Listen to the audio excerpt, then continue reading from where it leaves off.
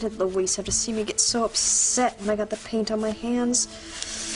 He's suspicious enough as it is about my past.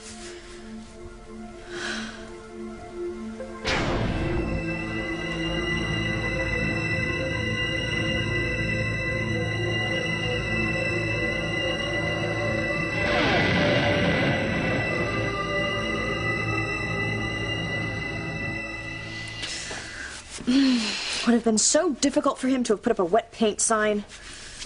Oh, what's the difference? I've got to stop letting my past haunt my every waking minute.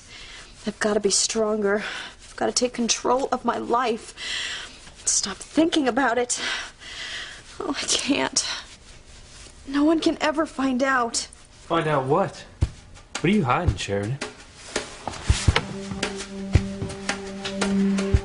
You know, it's bad enough you have to monitor my every move. Now you're monitoring everything I say, too? Couldn't help overhearing. Oh, and you being the suspicious cop that you are, I'm sure misconstrued what I said. Oh, did I? Or is it that you really are hiding something? I'm not hiding anything. When I said no one can ever find out, I just meant that I didn't want any of my friends to know I was doing time here. Oh, of course. Imagine if they found out that their friend was doing time in a lowly community youth center. The shame of it. I mean, you'd never be able to hold your head up again at the country club. Well, could you imagine me having to explain why my family couldn't get me out of any punishment at all? Especially over something so trivial. Trivial? You call destroying police property, especially my 4x4, and resisting arrest trivial?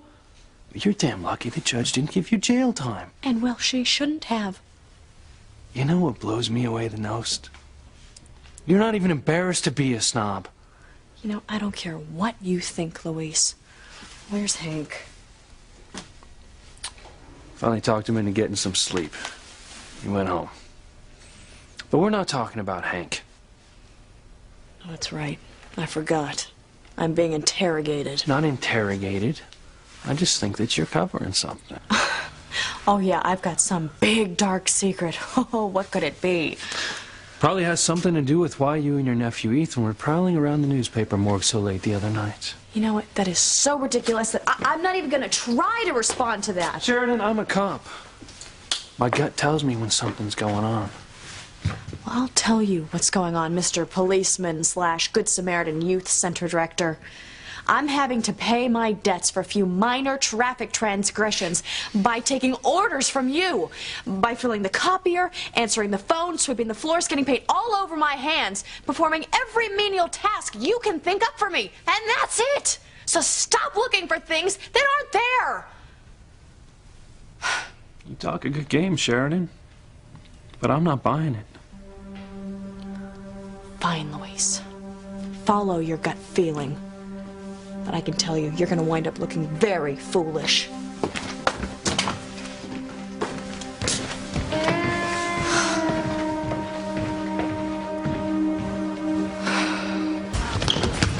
There you go. Yeah. Oh, yeah. Come on. Oh, got you. Oh, come on. Oh, yeah. Celtics ain't got nothing on us. I know, bro. Hey, Michael Jordan, mind if I go next door and get a cup of coffee?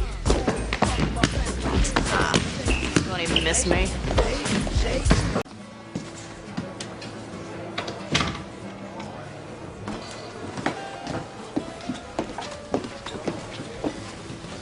Beth, right?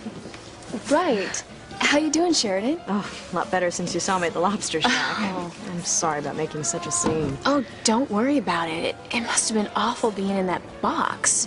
It definitely wasn't fun, no. Well, I probably would have had the same reaction. I've been afraid of enclosed spaces ever since my brother locked me in a closet when I was about 6. Really? Yeah. I remember sitting there on the floor with my knees pulled up to my chest, and the walls felt like they were closing in on me. You know, it was so terrible I couldn't even scream. It was horrible. Anyway, now you can't even get me close to an elevator. I don't blame you. Isn't it strange how things that happen to us as kids affect our whole lives?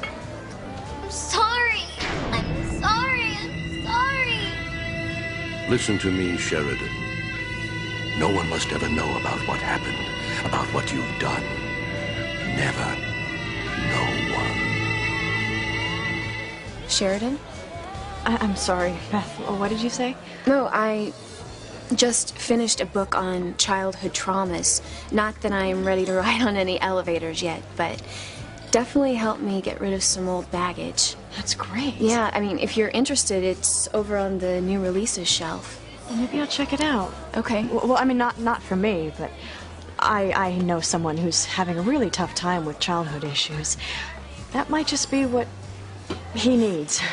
You want a coffee while you take a look? Yeah, thanks. Take out, okay? Okay. It'll be a few minutes. I just put on a fresh pot.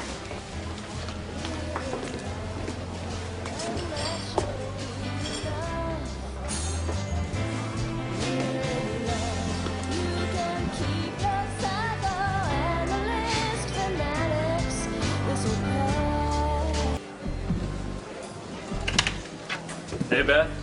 Hey. Give me one of those special mocha coffee jobs, will you? Okay. To go? Sure. Gosh, you must be so exhausted after searching through that fire rubble all night. No, actually, I got a second wind. Yeah? Yeah. Hardest part about today hasn't been staying awake, has been dealing with Sheridan Crane. You know Harmony's #1 Deb. She started working off her community service at the youth center today. Luis. Now, if you ask me, now she has a lot more work than she is help. She practically had a nervous breakdown, but she got a little pain on her hands today. You'd think they never touched anything else besides caviar. Luis. No, I'm not knocking her. But it's like watching an alien from another planet. I mean, Sheridan Crane is living in a completely different world from the one we know. Maybe she never got her hands dirty. She's always had slaves like my mother around doing everything for her since she was a baby. And spoiled. Yeah, she even admitted that she didn't want her snooty friends to find out that she was working at the youth center because her family should have been able to pull enough strings to get her out of it. Do you want sugar in that or not, Luis? No, thanks. You know, I almost feel sorry for Sheridan. Now, she wouldn't know what to do with herself if someone took her silver spoon away. She's been living in that lifestyle of the rich and famous for so long. Okay. Here you go, Luis.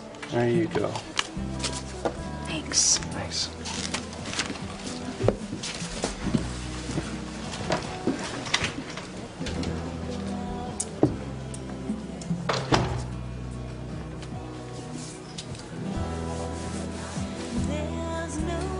Luis didn't mean anything by that. He's really a nice guy. We must be talking about two different people, because the Luis I know is anything but nice. I'm glad you like the book. Yeah, I think my friend will get a lot out of it. Well, I hope so. I know it really helped me. Thanks, Beth. Sheridan, wait. Look, you don't know Luis the way I do. He's devoted to his family, and he does so much for the kids in this community. He's really a good guy. I'm sure you think so, Beth. But just answer me one question. Luis has it in for anyone who just happens to be named Crane, doesn't he?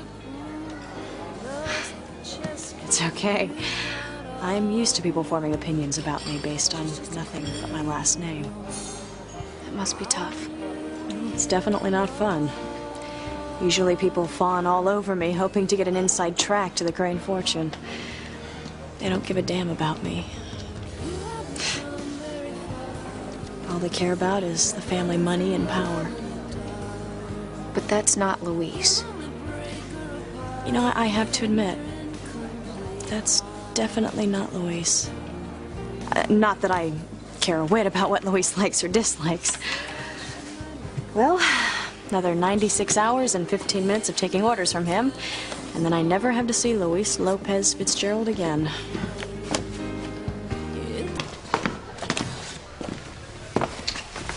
Luis thinks I'm spoiled. I've had slaves working for me my whole life. I don't think so. If anyone's a tyrant, it's him. Oh, I forgot to tell Beth to put sugar in this for me.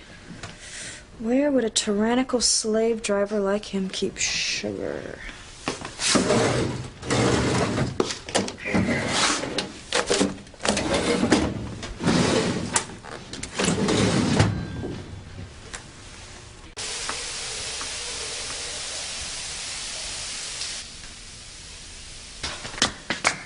you.